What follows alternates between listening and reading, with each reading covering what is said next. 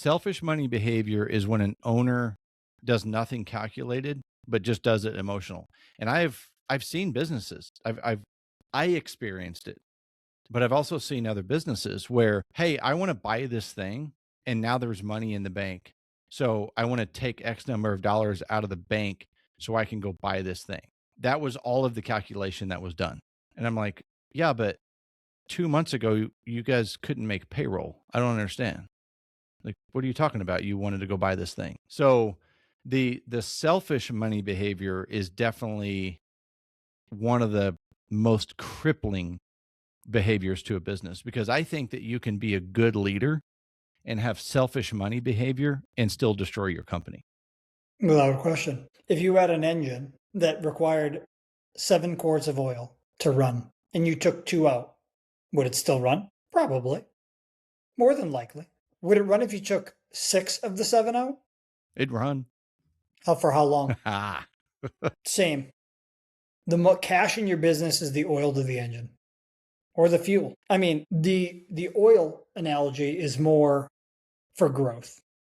The fuel is whether you're in business or not, because you can suck it right down till it's dry and it'll run until it's dry and then it's done. The oil, if you want to plan to buy something or grow, you need cash and you need consistent cash. If 2 weeks ago you weren't making payroll and then you got some money and you're like, I'm going to buy this thing because it's going to help me make more cash, there's some calculation that needs to be done there, not justified math. I'm going to buy this piece of equipment and I've got enough work to feed this equipment however many hours a week, which covers the cost of the equipment broken down, plus profit.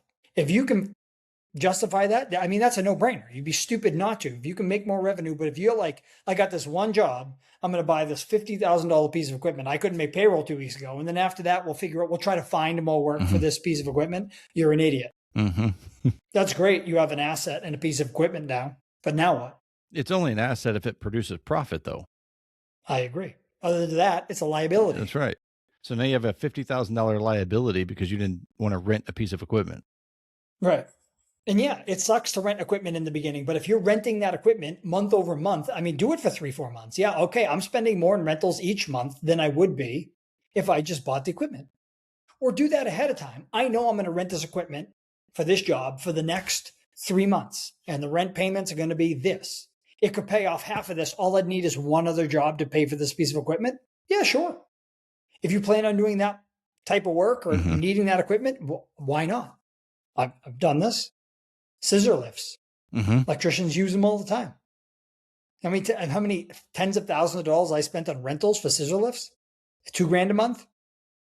I'm like, okay, I've done this enough to buy 2 lifts. I think it's time to buy a lift. But again, knowing that I had that type of work coming and that's the work I was bidding and that I would need these lifts, but just doing it because I wanted a shiny new lift. Right. No, that's stupid.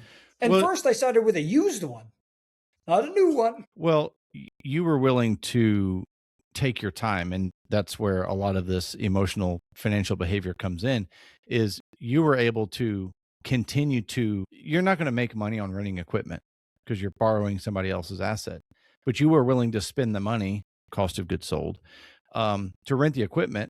And you use that data to go, this is how much we've spent thus far. This is what we're projected to keep doing.